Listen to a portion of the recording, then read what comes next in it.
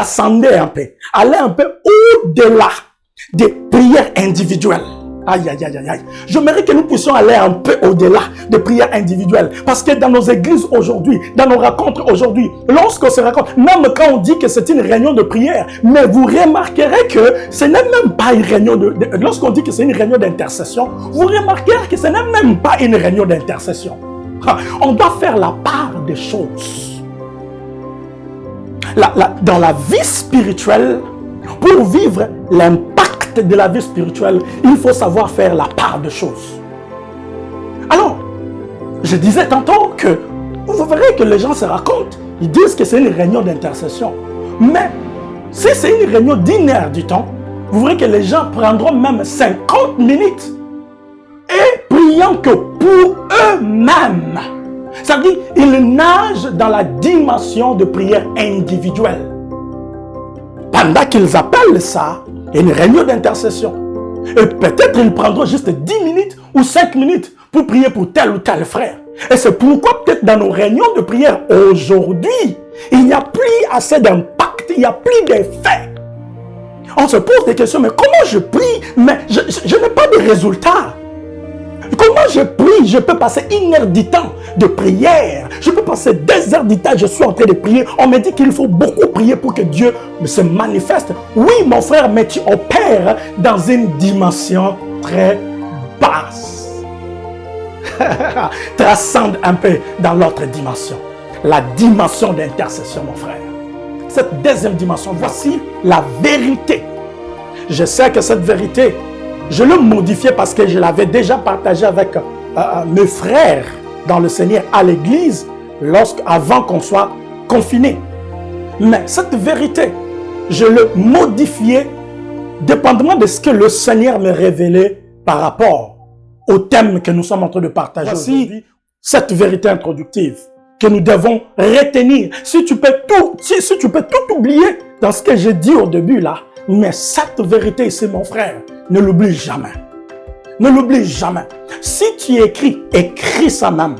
Écris ça en grand caractère dans ta chambre ou quoi, que tu n'oublies jamais cette vérité.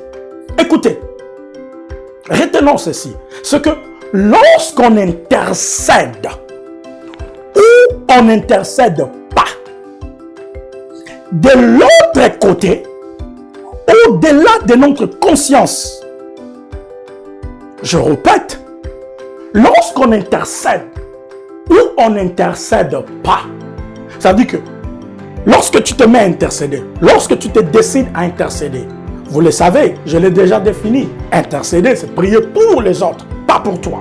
La deuxième dimension de la prière.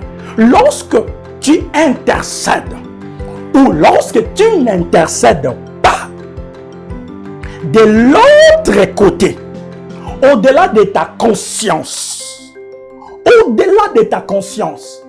tant physiquement que spirituellement, il se passe des choses que tu ignores. J'étais en train de dire que lorsqu'on intercède ou lorsqu'on n'intercède pas, de l'autre côté, au-delà de notre conscience, tant physiquement que spirituellement, il se passe des choses qu'on ignore. Si quelqu'un peut même écrire ça dans le commentaire, écrivez-moi ça. Écrivez-moi ça pour ne pas oublier. Ou lorsqu'on n'intercède pas, mon frère, ma soeur, de l'autre côté, quelqu'un un jour m'a posé, bon, je ne dirais pas quelqu'un, c'était ma femme, parce qu'on était en train de partager avec elle la parole de Dieu autour de ces choses. Et elle m'a posé la question, elle a dit, mais lorsque tu disais de l'autre côté, qu'est-ce que veut dire l'autre côté? Qu'est-ce que signifie l'autre côté? Oui, je m'imagine qu'elle peut-être avait pris votre place.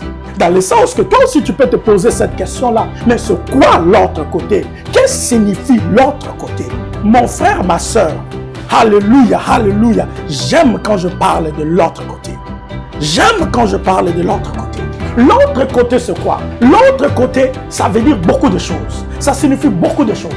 L'autre côté, signifie premièrement ce que l'endroit où tu n'es pas présent. L'endroit où tu n'es pas présent. L'autre côté de la pièce. Ça veut dire que c'est ta famille en fait. Aïe, aïe, aïe. L'autre côté, c'est ta famille. L'autre côté, c'est ton père, ta mère, tes frères et sœurs. L'autre côté, aïe, aïe, aïe, aïe, aïe, c'est là où les sorciers se mettent ensemble. Ils ont des réunions sur ton nom, autour de ton nom. C'est l'autre côté. L'autre côté, my God, l'autre côté, c'est le chemin par lequel tu passes.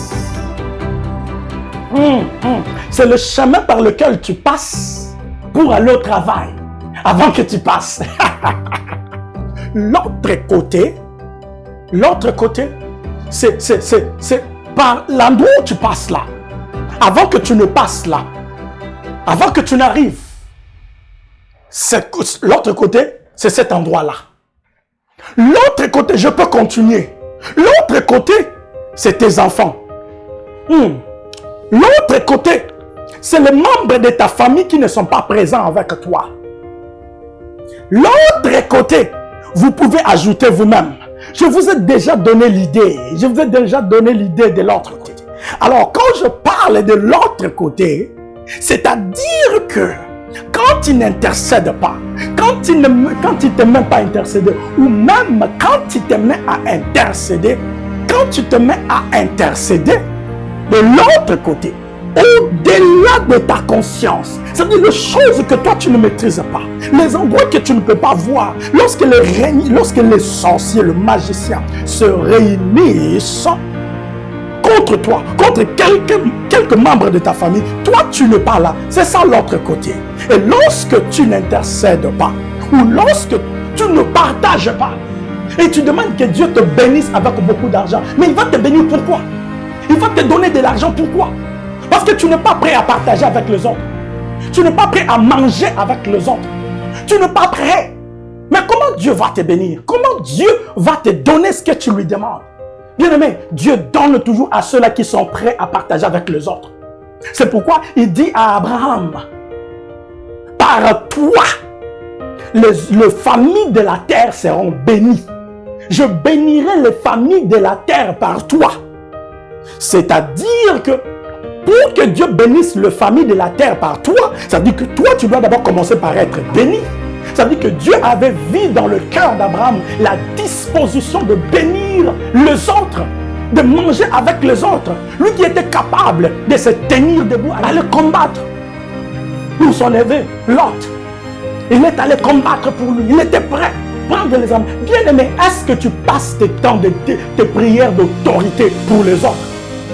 Donnez tout le temps, Seigneur, délivre-moi de mes ennemis. Seigneur, délivre-moi de mes ennemis. Que mes ennemis tombent. Mes ennemis, mes adversaires.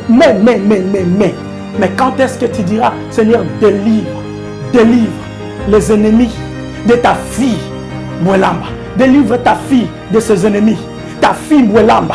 Délivre-la de ses ennemis. Seigneur Mawangu, délivre-le de ses ennemis. Seigneur, ton serviteur Patrick, délivre-le de ses ennemis. Quand est-ce que tu prieras ainsi? Seigneur, je me tiens ici pendant 1 heure, pendant 2 heures, pendant 30 minutes. Tu es là, Seigneur, ton enfant Anthony. Père, délivre-le de ses ennemis. Père, qu'il ne tombe pas. Quand tu transpires très souvent pour toi-même, et tu vas transpirer, et à la fin des choses, Dieu te donnera juste la force de continuer avec toi, de continuer avec lui, mais beaucoup de choses, tu ne vas pas les avoir.